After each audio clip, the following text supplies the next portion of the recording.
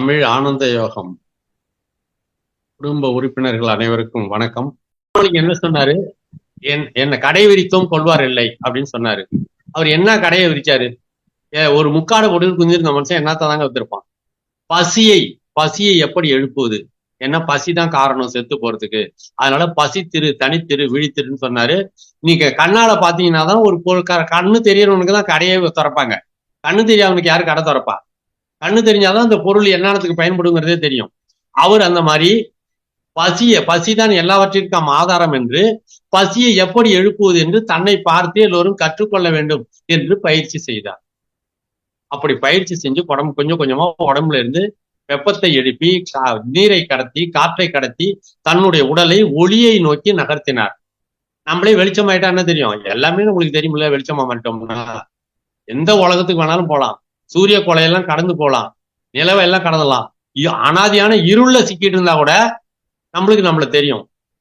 சின்னதா ஒரு ஞாபகம் வச்சுக்கோங்க. மறுபடியும் நம்ம அப்பா உடம்புல எங்கேயோ ஒரு புள்ளியில இருந்து ஒட்டிக்கிட்டு இருந்து வெளியில வந்தோம். அந்த புள்ளியில இருந்த பசியும் தாகமும் தான் நம்மளுக்குள்ள உயிரா இருந்து வெளியில வந்தது. அங்கேயே பசியும் தாகம் இல்லைன்னா நம்ம சுதா கிடையாது, சசிகுமார் கிடையாது, அனார்கலி கிடையாது, ஞானப்பிரகாசமே கிடையாது. செத்து போனதுக்கு அப்புறம் பசியும் தாகம் இல்லைன்னா நம்மளே கிடையாது. 5000 வருஷம் உயிரோட இருக்கிற ஆலமரமே செத்து போச்சுன்னா அதுக்குள்ள பசியும் தாகமும் கிடையாது. அப்புறம் ஆலமரமே கிடையாது. கொஞ்ச நாள் ஆலமரம் காணாம போயிடும். இப்ப கதாநாயகன் யாருன்னு தெரியும் உங்களுக்கு? அது ஒரு இயக்க வடிவமான ஆற்றல். அதுக்கு பேரு பசின்னு சொல்றோம். இதை பயன்படுத்தி நீங்க உடம்ப ஒளியாவும், இந்த வெப்பத்தை பயன்படுத்தி ஒளியாவே மாத்திக்கலாம். இந்த கிளைமாக்ஸ செஞ்சு காட்டுனாலு ராமலிங்கம். இந்த மாதிரி இது வரைக்கும் உங்க வாழ்நாள்ல ஒரு பேச்ச கேட்டிருக்க மாட்டீங்கன்னு நினைக்கிறேன். நான் உண்மையிலேயே ஒரு விதத்துல நடுக்கத்தோட தான் நான் அதை பேசுறேன்.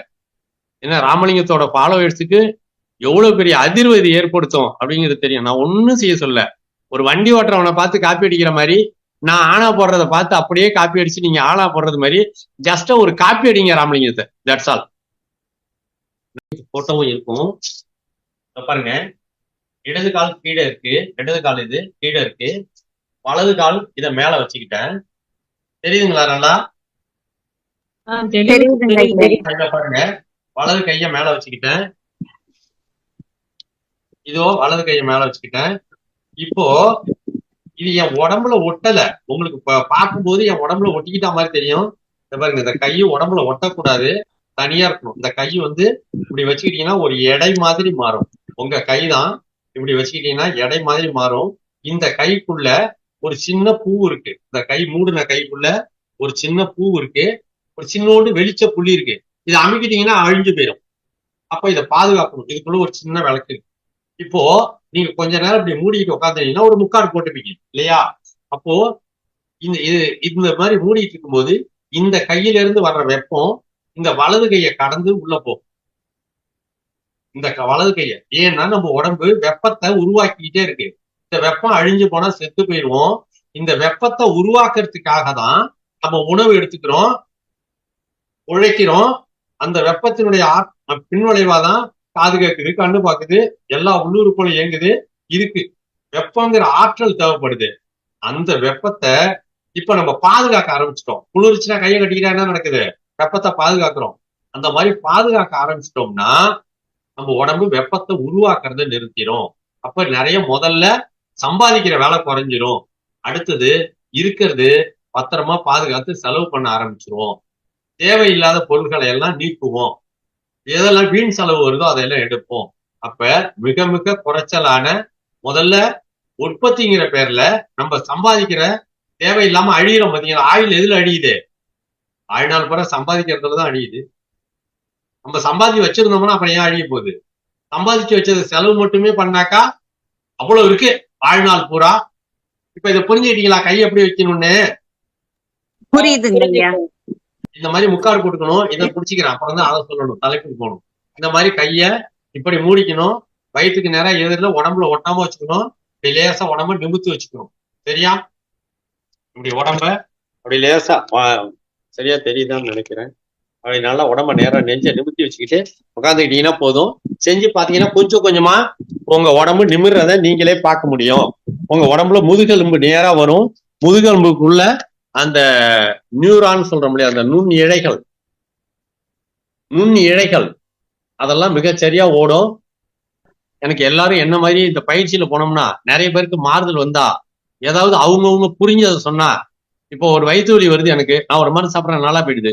இந்த மருந்தை போய் நான் இன்னொருத்தட்ட சொல்றேன், அவரு மருந்து சாப்பிட்டா நல்லா போயிடுது. அப்போ நம்ம உடம்புக்கு வர்ற பிரச்சனைகள்ல ஏதோ ஒண்ணு ரெண்டு, ஒரு வயிற்று வலி சரியா போகுது, ஒரு கேஸ் ட்ரபிள் சரியா போகுது, ஜலதோஷம் பிடிச்சது முக்காடு போட்டுட்டு தான் சரியா போயிட்டு, உண்மையிலே பாதத்துல எரிச்சல் இருந்து சரியா போயிட்டு, இப்படின்னு சும்மா கொஞ்சோண்டு லேசா ஆரம்பிச்சு ஒரு சின்னோண்டு காஞ்சி போன சருக பத்த வைக்கிற மாதிரி, ஒரு சின்னோண்டு பஞ்ச பத்த வைக்கிற மாதிரி, கொஞ்சோண்டு சின்ன வெளிச்சம் நம்மளுக்கு தெரிஞ்சு கொஞ்சம் கொஞ்சமா அணைக்க முடியாத ஒரு பெரிய சுடரா நம்ம உடம்புல இருந்து நோயெல்லாம் விலக்கிட்டு நம்ம பத்திரமா வாழ முடிஞ்சா முதல்ல எவ்வளவு பெரிய நல்லது அப்படிங்கிற ஒரு அல்ப ஆசையில இதை வெளியில கொண்டு வரணும் அப்படின்னு நான் விரும்புறேன். இந்த இடையில ஏற்படும் போது சில நான் சொன்னல, ஆரம்பிச்சது கொஞ்சம் நேரத்துல மயக்கம் வரும், தூக்கம் வரும், அப்புறம் எதுவும் பண்ண முடியாது. அப்புறம் திருப்பி கொஞ்ச நாள் கழிச்சு திருப்பி ஆரம்பிப்பேன். அப்புறம் இந்த வெந்நீர்ல கால் துடைக்கிறது போக முடியாது போடும். நான் இப்போ ஊர் சுத்திட்டே இருக்கேன்னா வெந்நீர் கிடைக்காது. அப்புறம் 9 மணிக்கு மேல சாப்பிடுங்க சாப்பிடுங்கம்பாங்க. நிறைய சரியா செய்ய முடியாம போகுது எனக்கு. ஆனாலும் இந்த இரவுல எப்படியோ ஒரு 1/2 மணி நேரம் உட்காடுறேன், ஒரு மணி நேரம் உட்காடுறேன், இவ்வளவுதான் முடியுது.